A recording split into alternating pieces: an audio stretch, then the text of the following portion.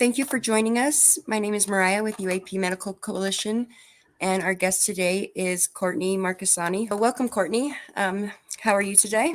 I'm doing well, Mariah. Thanks for having me. How are you? I'm great. Thank you for joining us. And if you'd like to just go ahead and introduce yourself for our audience, give us a little bit of background. My name is Courtney Marchesani, and I'm originally from Pennsylvania. I currently live in Anchorage, Alaska. I'm part of UAP Medical Coalition, and I agreed to do the interview to share my experience and my daughter's experience with UAP and a UFO experience that we had in 2015. Okay. Would you like to tell us a little bit about what happened? It was a trip that we took from Anchorage down to the lower 48, and we'd done trips before in the past, but it's not an easy trip, so it takes multiple days.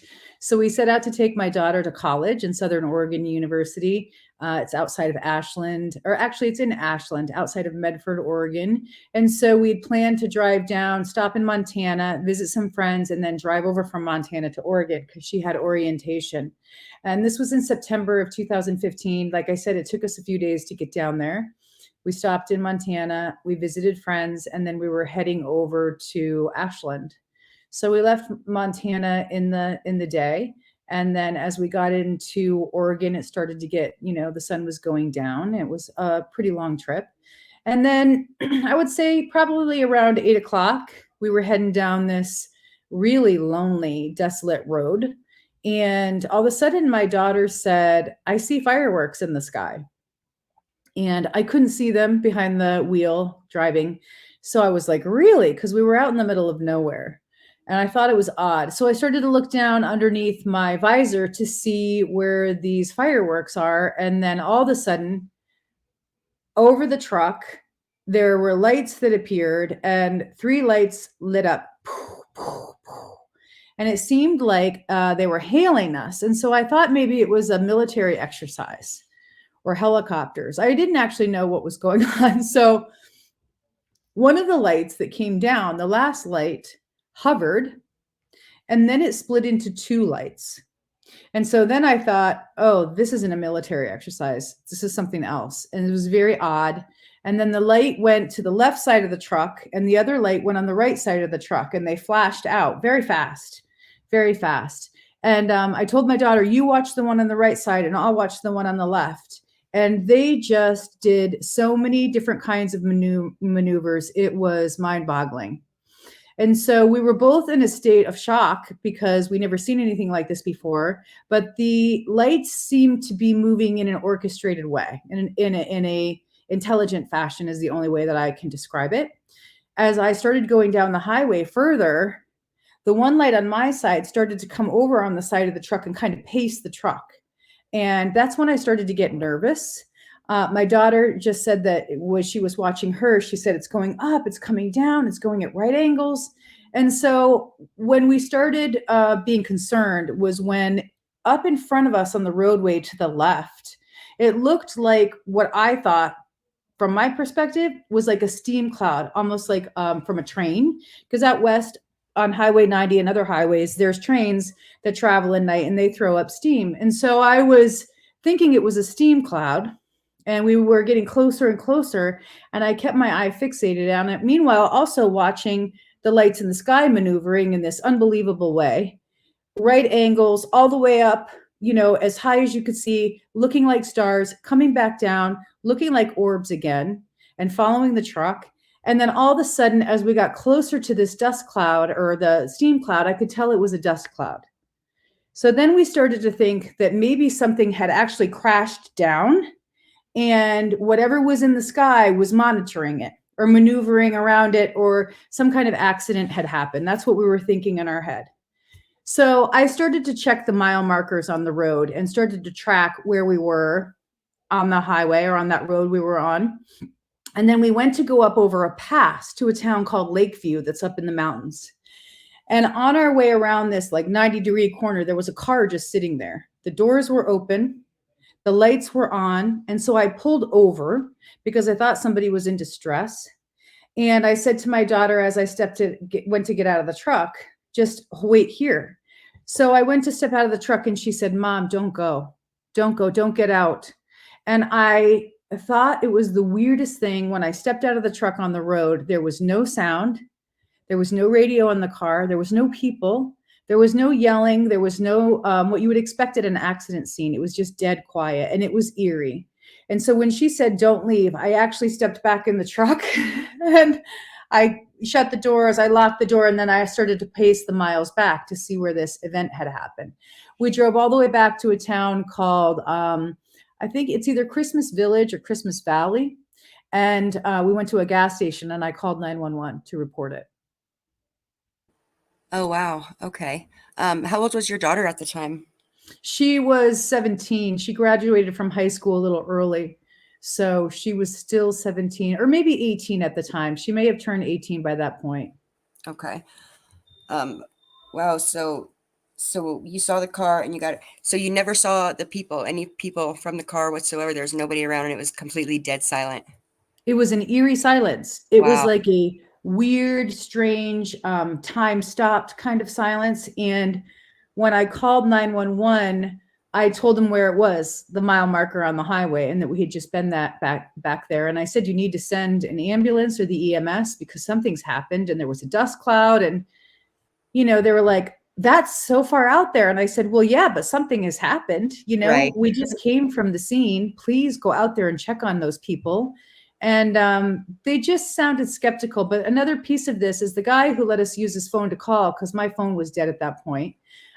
He worked in the gas station. He was getting off shift because it was about 9 o'clock by the time we got to the gas station. And his son had been sitting in the car out in the parking lot waiting for his dad to get off work. And we reported what we saw because I said there's some weird stuff in the sky above where the car was sitting. Right. And when I got off the phone, the boy that was sitting in the car, he's like, "Did you guys see all that stuff in the sky?" And my daughter and I were like, "Oh, yeah, we were right underneath it." And it wasn't just the lights that paced us. There were other lights in the sky that looked like they were going into a central location. Okay. And my daughter was just saying, "There's so many of them.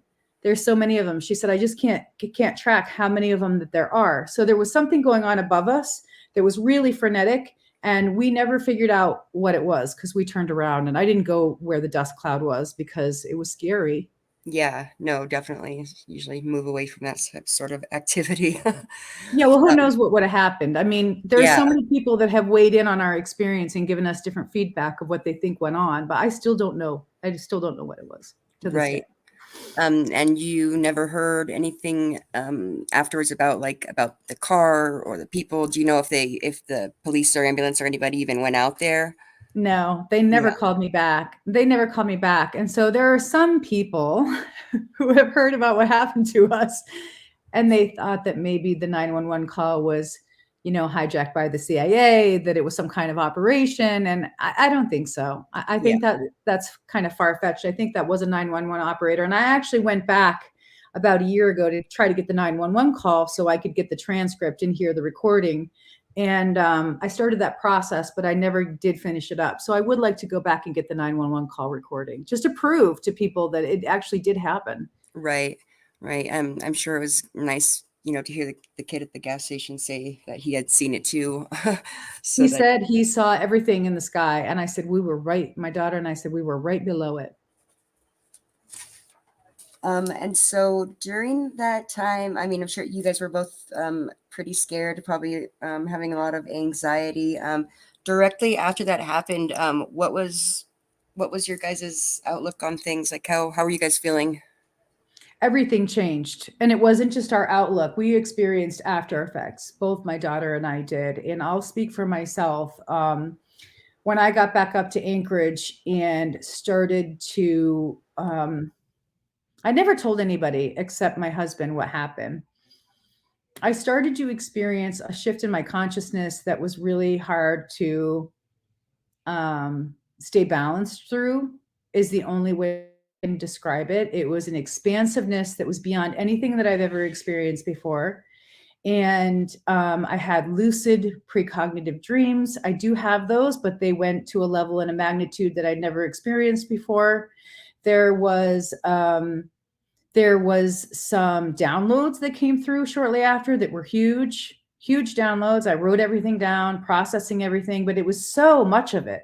This wasn't just one a one-off. It was like a whole 3 to 6 months worth of consciousness expansion with all of these after effects. And I didn't know what was going on, but I documented everything in my journals. I documented all the precognitions. I talked with my daughter quite a bit to see what she was experiencing.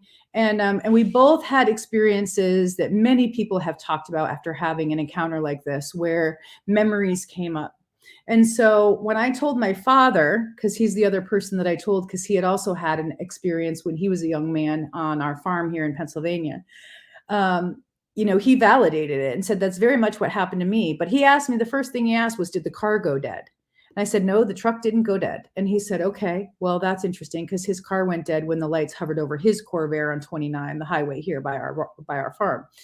So a lot of things happened, a huge uptick of psychic phenomenon, precognitions, telepathic experiences with my daughter, telepathic experiences with my father. And so we started to kind of look into all that together until my daughter just really couldn't handle much more. And I was so disturbed by all of it that I just kept working on it. And so my experiences and the after effects from that sighting went on for at least a year before I reached out for actual help. And when you reached out for help, who did you reach out to? It was Grant Cameron. And actually, it was a synchronistic thing, because I had reached out to him and never heard anything. And then another year went by, and then he reached out to me over a specific subject matter that he said, I need to talk to you for this reason. And it was a very esoteric reason. And so I said, okay. So we had a Zoom link call. We discussed everything, and he validated my experience and said, this happens a lot. And he just counseled me a little bit, I would say, and validated the fact that it was absolutely real and to not doubt it. And so my dad was also a big help, because he had had multiple incidences over his life. Some of them I didn't even know about. My sister shared with me later. So the interesting thing is that nobody in my family ever got help. And I have found out that everybody has had experiences, everybody except my mother, my sister, my father, my brother-in-law, myself, my daughter, now all my children, our whole family, except 2 people, my husband and my mom. And so nobody ever got help with any of it, but I really felt affected, deeply affected by the after effects. And I don't know if that's because I'm a highly sensitive person, or if it's because of the magnitude of what happened, and that huge shift just threw me for a loop, literally, because I had never had such expansiveness in my own consciousness, and I really had to work through it and try to understand what was going on. And when you say that you receive downloads, can you expand on that a little bit? I think a lot of people hear that term, but they don't exactly know like what to expect. What does that mean? What kind of information did you receive? Did you know that it was not coming from, I guess, your own mind, or? It's both.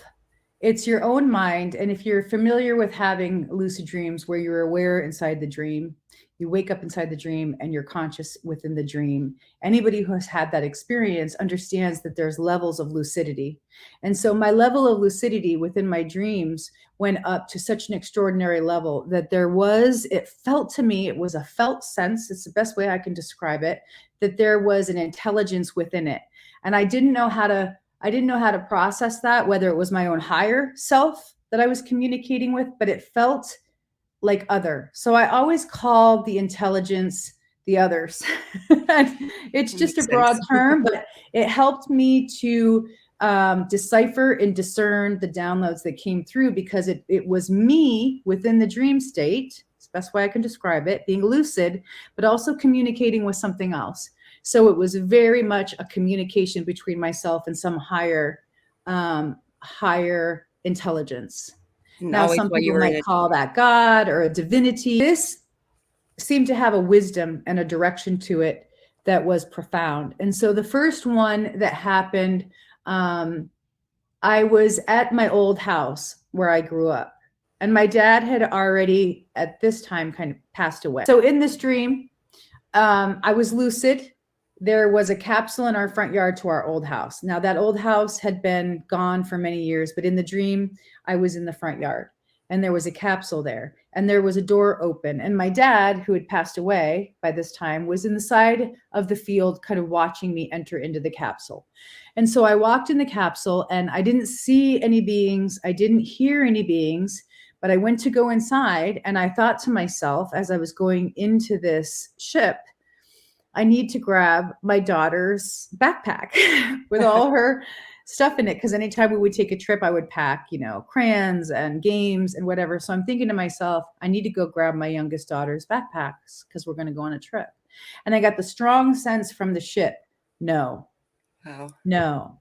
But I had been all the way in it and it was seamless. There were no rivets. There were no metallic screws or anything like that. And on the one wall, on the back wall, there was all this plasma. It was like a beautiful, sparkly pink, almost like magenta, iridescent plasma. And it had like little filaments in it that looked like they were alive. So it was colorful. It was alive. It was like an ooze that was all over the side of the capsule. And I was communicating with it. It was intelligent. It was alive. Wow. And so I went to go near it.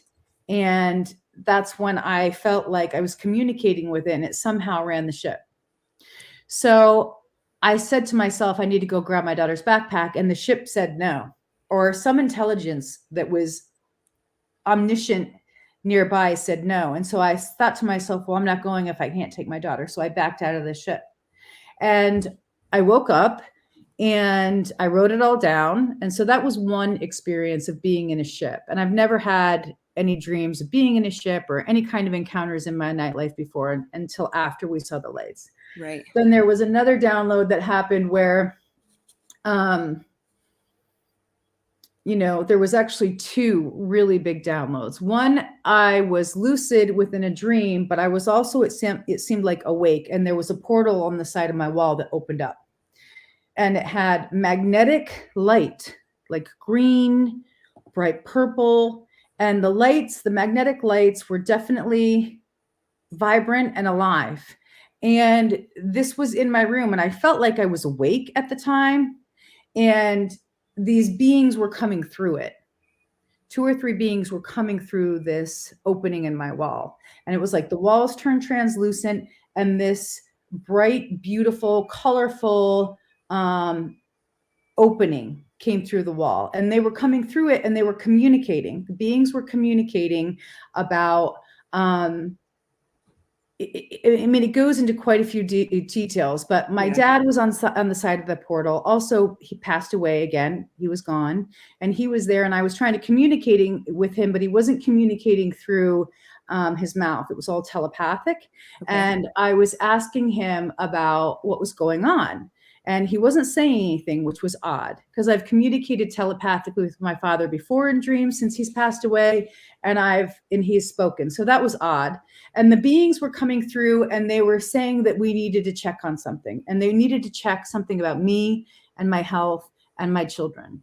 Huh. So I woke up from that and that was also crazy, bizarre. Yeah. A portal opened up in my room. And so a lot of people will say that people who have dreams, those things don't count in terms of encounters. But my experiences definitely felt like encounters with something else. Some other intelligence was definitely communicating in those experiences. And then the third one was I was in an auditorium. It was another lucid dream. And I was in an auditorium and I was there with a bunch of scientists and it was like an academic conference, but it was an announcement. And so the press were there, all these people were there, different researchers, and they were going to make an announcement about the new science. And so I was in the audience and I was communicating, on this chat board about the new science, and they were starting to release some of the things that were coming out about the new science. And I recognized it. I recognized the program. And I said, my name is Courtney, and I was involved in this program, and they shut me down in the dream. They shut down my part of the chat because they didn't want, people talking about the program or people who had been involved in it. So I was kind of upset. Yeah. And I knew the doctor who was coming out to release the new science and the data. And so I'm sitting in the audience going, I know him. I worked with him, right? And so they came out and they announced this new science. And it was only a fraction of what I had known this program had studied. And so he went away, his press entourage went away, and he said that he was only going to come out and help the scientists in the community understand this science for a period of time. And then he was going to go back into the government and work in the government again. So I was very upset in this dream. I was very upset that it wasn't going to the greater good, that it was only going to be used a small fraction of it. And I knew much more of what the program held. So I was very frustrated. I knew the scientist. So in the dream, I knew where he was going to stay. So I went to where he usually stays, and I was trying to like psychically connect to him and see if he was in his regular place that he stayed, and he wasn't there, and the windows were dark. And so I went back to like the commissary in the academic building where they announced this announcement, and I'm cooking, and I'm just in there doing stuff to work through my upset about the fact that there wasn't a disclosure of the larger science. And he showed up where I was, and we had this whole telepathic conversation about how he showed me this, what it looked like in the dream.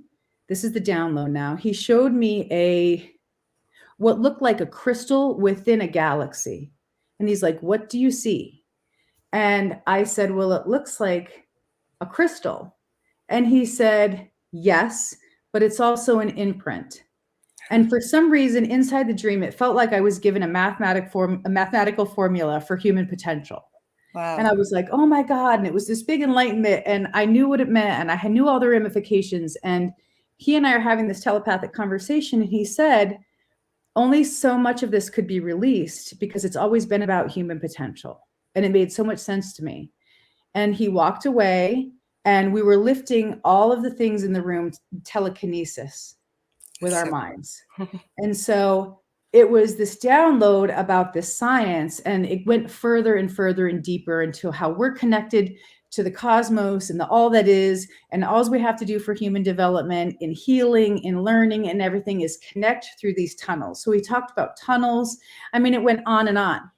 And so I woke up and I was like, "Oh my God," right? And his name, the scientist's name, was Taylor Higson Bose. And I was processing the whole dream and writing everything down. I realized it was Higgs and boson. Right. His name just was, some kind of phonetic shorthand for the Higgs and boson, which is the God particle. So I've shared that down now with a couple people because it was a revelation to me, and it was very powerful, and it was huge. And I wrote it all down. But once again, this is a download that comes to somebody who's experienced the lights, has had multiple downloads, tried to piece everything together. So somebody who's listening to this might say, "This sounds like crazy talk." But for me, it was actually a series of things that led up to that lucid dream.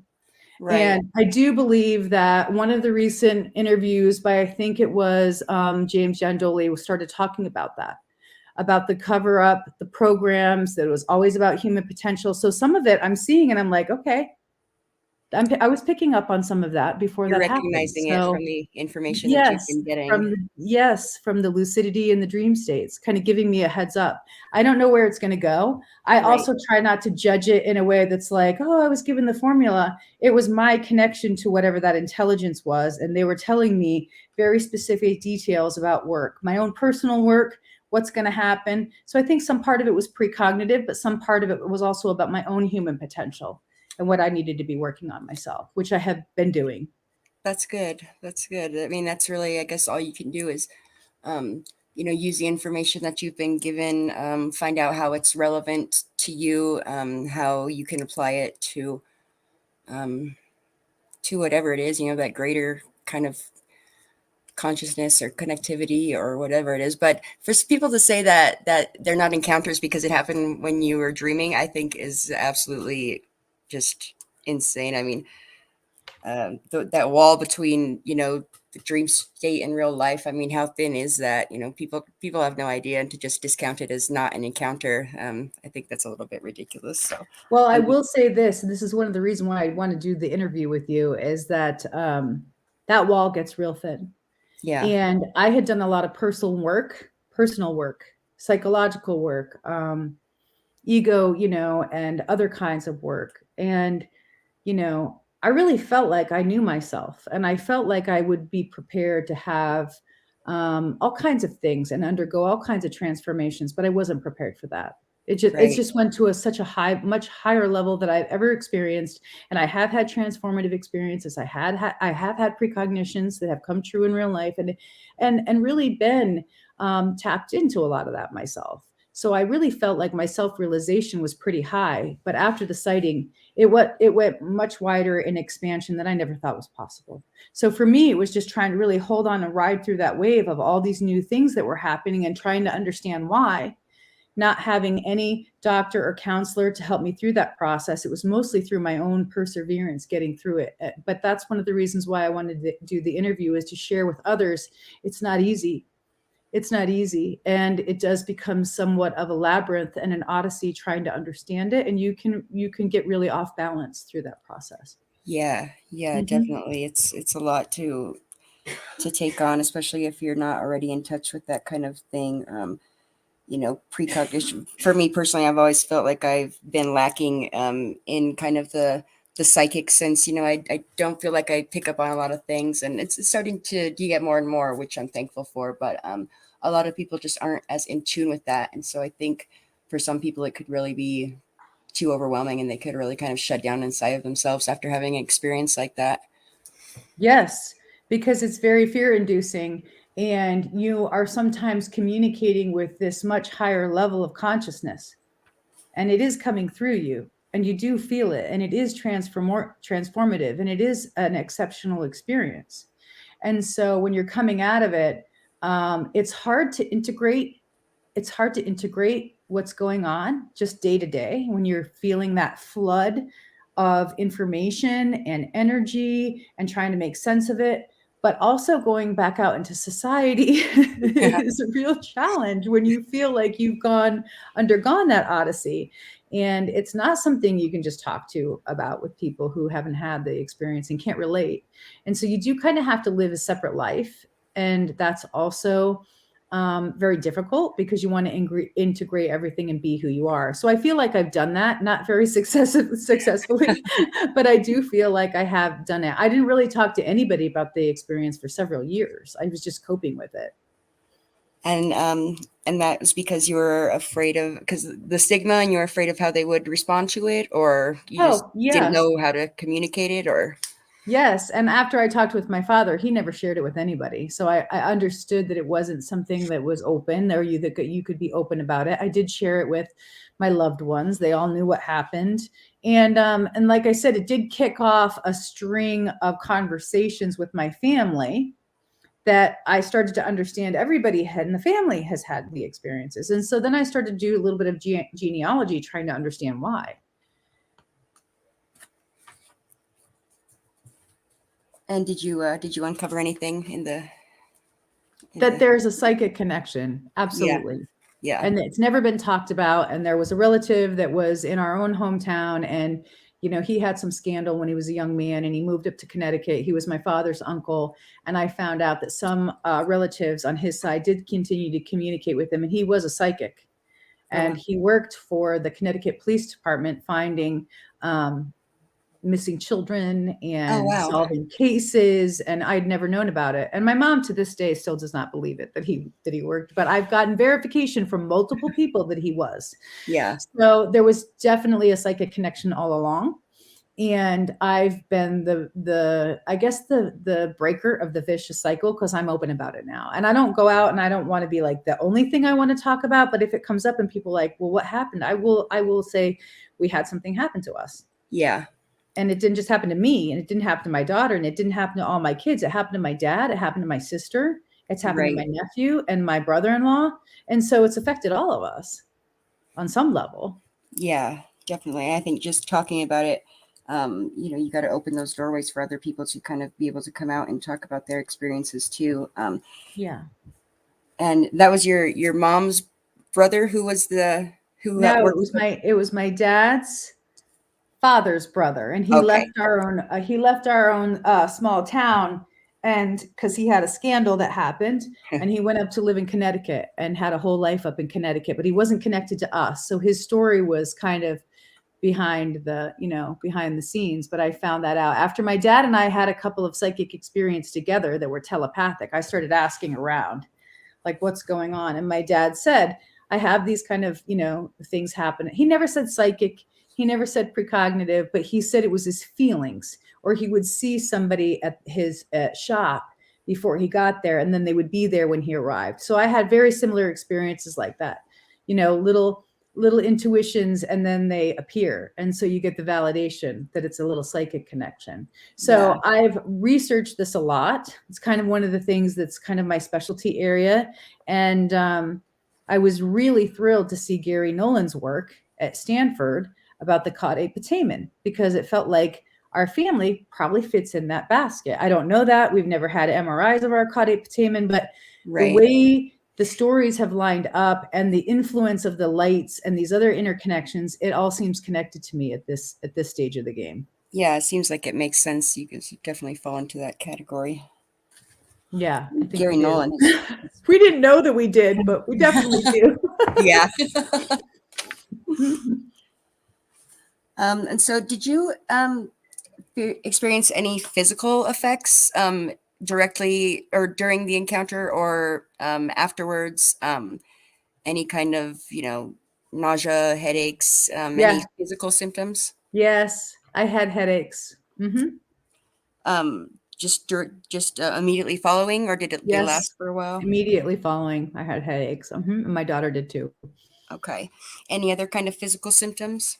No, ours were mostly mental, with the psychological stuff. It was all psychological. It was like she had memories that she had never had before flash back to her, and so did I. And so we talked about that together, about these memories that came up and that seemed to be that the experiences with the lights kicked off some kind of recall.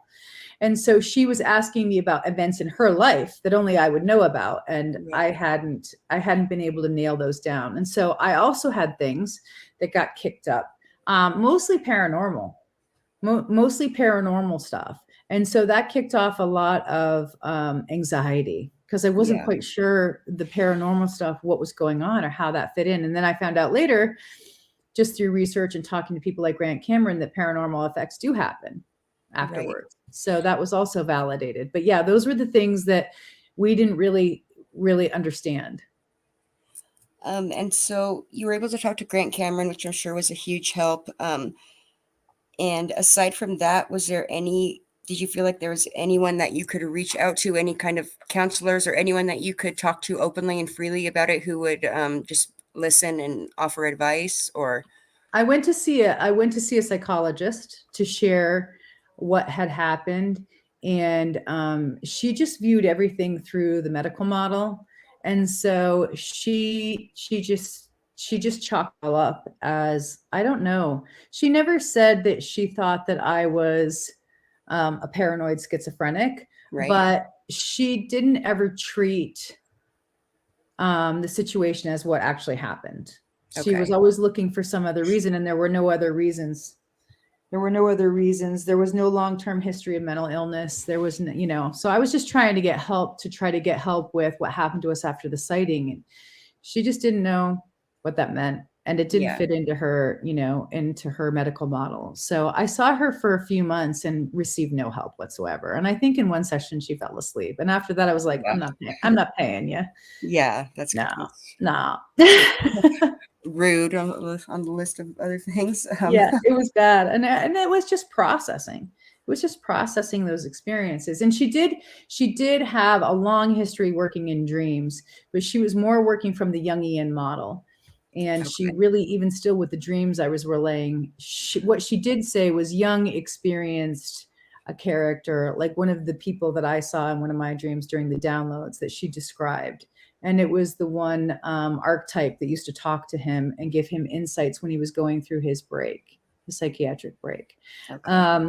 So I took her input and I tried to, go back and make it fit, but it never really fit and it didn't really help. Yeah. Ideally, what kind of help would you have liked to receive? What would have been helpful to you at that point?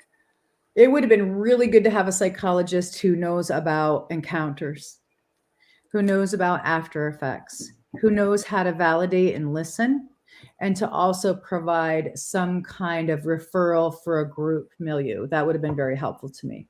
And there was none of that. But that would have been something that would have been very, very good to integrate the experiences and to know I wasn't alone.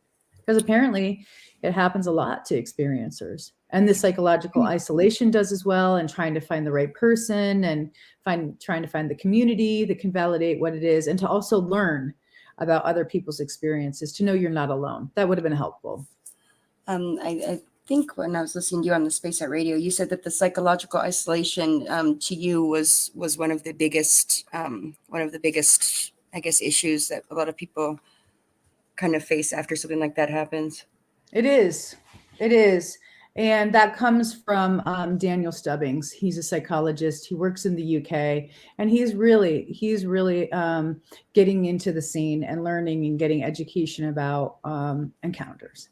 And he put out a little infographic sheet, and I just got to take a look at it, and it's really wonderful. And he's working on a level that he's talking to experiencers. He's looking at it not from a level of disorder, he's looking at it from a level of experience. And I love that about his work, because it's what I really didn't receive in my own aftercare after the event. Right. Yeah. I mean, ultimately you are alone with it, but even if you have other transformative experiences, even peak experiences, psychologists are usually trained in those fields and in those subject matters, and they can help you walk you through it and help you transition and integrate the experience into your daily life. I haven't found that so much within the with the UFO encounter. Okay. And do you know your daughter, has she been able to talk to anyone about it other than you? Or I'm sure just having you there has helped tremendously. I think it has, but at some point I was really working hard on all of it. Yeah. Trying to understand it. I mean, I've said this before, is that it becomes almost compulsive to try to understand it. Try to figure out. I would be calling her, to talk about anything new, what's going on, and I think, and she was just going to school and college. I mean, she was a freshman in college. And so she had another experience in Medford with a friend. They saw a whole bank of lights over the mountain moving very slowly. So it wasn't her only encounter. She had other ones. Okay. She just wasn't willing to dive deeply into it like I was. And so I kind of had to stop. Yeah. And so we're at a place right now where I've asked her to come and do a couple interviews with me and talk about it, and she doesn't really want to. So yeah. I have to honor that. I mean, we were going to do the family panel, and I was trying to get her hooked up with that, and she was like, no. She also thinks there's a lot of CIA involvement in our lives. Yeah. So she doesn't want to harm her siblings who are younger, much younger than she is. She just doesn't want to put them out there or trot our story out, because she feels like there's going to be some kind of backlash. Oh, wow. Yeah. By the CIA against us. And so, I take the risks, but I don't want to pull her into it. She's an innocent, and so are my younger kids too. So I don't want to expose them to that kind of pressure, public pressure. Yeah, no, if it's not something that she wants to do on her own, then you can't really but she will someday. I know someday she'll open up that cabinet and she'll want to start talking about it again. Yeah, and I'm sure she's looking for a deeper understanding to it all too, and she definitely wants to understand the memories that came up afterwards and why those memories came about. And she wants to look into that part of it, I think. Yeah. Yeah, it seems like there's probably going to be something in there that isn't registering yet, but something that's like really important or really key to another part of her life that it'll all fall into place one day. Well, you have to think about it. When you were 18, 17, turning 18, and you have an experience like this, it's like, it takes time. So I don't know. And I try not to put anything on her, I try, if she wants to talk about it. But I did have an experience here on the farm, in March, and she was one of the people I called because the lights showed up. They were hovering over the woods. It's very similar experience to Oregon. Yeah. And so I was in this profound state of awe that they showed up. And I was like, what the hell is going on? And they moved in different, very similar, and it was orchestrated. And I just thought, why is this happening? So I called her to let her know. Yeah. And so we discussed that recent event, and we broke it down, and, we hashed through it. And so she's always supportive. She just doesn't want to go there with her own stuff. Which not ready to dig into her own psyche yet. No. So in terms of what's been helpful for you, it's just been being able to talk to Grant Cameron. It seems like it was probably the most helpful at the time. What else has been helpful for you in terms of healing or processing what's happened? Other people. Other people. Other Okay. experiencers. Deb Cobble was wonderful. She's also always validated the beings coming through the wall.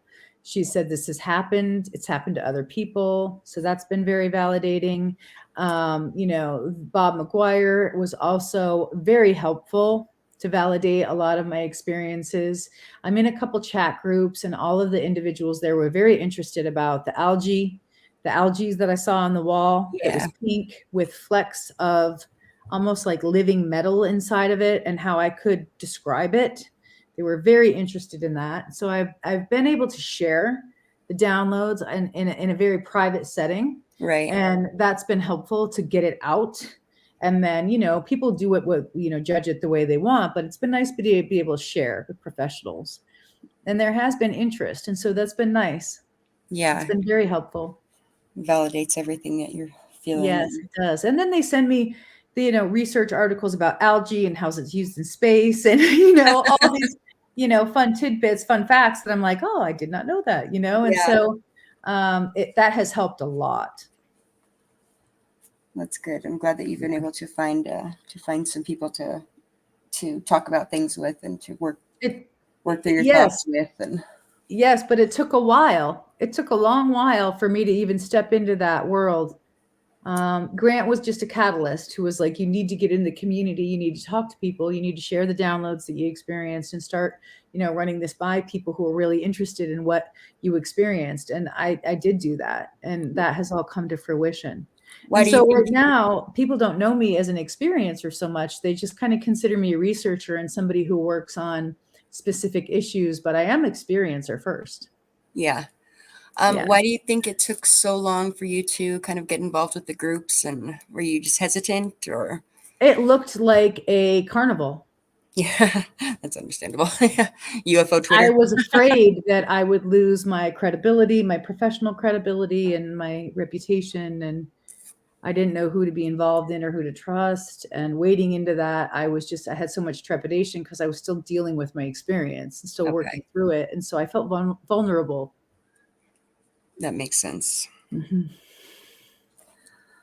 So if anyone out there is listening and has just gone through an experience, or is working through something that's happened, what are your words of advice? Do you have any kind of last minute thoughts or anything you feel like would be really helpful to them that we haven't touched on? You're going to be okay. You're going to be okay. That's one of the things that I wasn't sure if I was ever going to come out of this state. It was like this miasma of being in another reality. And I didn't know if that reality was going to come to a point, if I was going to continue to be in this expanded state. And you do come out of it. It takes time, and you do have to process it. So I would just tell people who have had encounters or recent encounters and they're trying to make sense of it, you will be okay. And reach out. Don't freak out. Reach out. Find the right people that you like and you resonate with, and reach out to them. Most people in the community have been so helpful to me and have been validating and shared their experiences and said, this happens. It is something in the UFO community that happens. And so reach out to people you feel you can trust and relate to. If anyone wanted to reach out to you, would you be open to that? How could they get in touch Oh with yeah, definitely. Definitely. People contact me and I am always available. So my website is Inspired Potentials, but I'm on social media. I'm under Courtney Marchesani. I'm under Inspired Creative on Twitter. So if people find me, I always say reach out. If your story sounds so similar to mine, and people have. And so we have a little group here in northeastern Pennsylvania where I've been for the last 7 months, and we have a breaking bread dinner and people talk about their experiences, only women. But we have another group where men communicate, and I have a bunch of friends who I communicate with weekly about UFO issues. So yeah, absolutely. I'm one of those people for sure. Cool. That's awesome. That's great. I'm sure you'll be getting a few emails. Yeah, I would welcome it. I love to talk about, the UFO phenomenon and experiences and share. Cool. Thank you so much. Is there anything else you feel like we kind of missed that you wanted to talk about, or? No, This is only my second interview, so I'm feel still. like I shared some. No, I really I feel like appreciate it. I dropped some stuff there. Yeah, So no, it'd be definitely. interesting to hear the feedback. Well, no, it's been great. It's been really nice talking to you, and I really appreciate you sharing your experience openly and kind of not holding anything back. I think it helps other people to hear it and to know, just like you said, that they're not alone. They're going to be okay. Yeah, you do come out of those profound depths back into, reality. Cool. Well, thank you so much for joining us, Courtney. I really appreciate it. Thank you, Mariah. Thanks for having me. It's been nice to see you. Yeah, you too. All right. Have a good day. All right. And thank you, everyone, for listening.